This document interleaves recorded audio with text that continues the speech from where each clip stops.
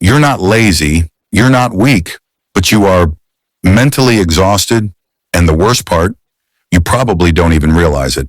This is not a motivational video. This is a reality check. Because what you're feeling, that constant tiredness, no matter how much you sleep, it's not just in your head, it's in your lifestyle. Most people think burnout comes from working too much, but the real danger is mental overload. Hundreds of micro decisions, messages, comparisons, fears, every single day. 34,000 decisions a day, 200 plus notifications on average, 7+ hours of screen time. Yet we call it a normal day. Your brain isn't meant to multitask this much. It's meant to focus and rest. Let me ask you this. When was the last time you were truly bored? Not scrolling, not distracted, just still? Apps today are not just tools. They're dopamine machines.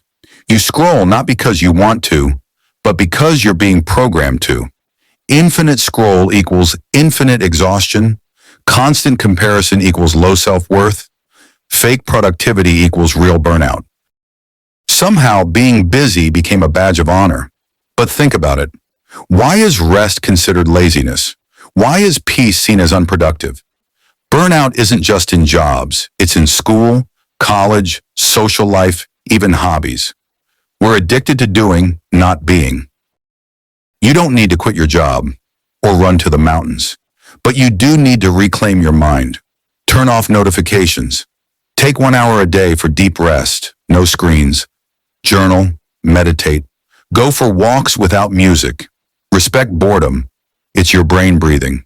Because peace is not found in silence. It's found when you're not constantly being pulled away from yourself. Mental exhaustion doesn't scream. It whispers. But if you don't listen, it breaks you. If this video made you pause and reflect, maybe that's your mind thanking you. Share this with someone who needs to hear it, because awareness is the first step to peace.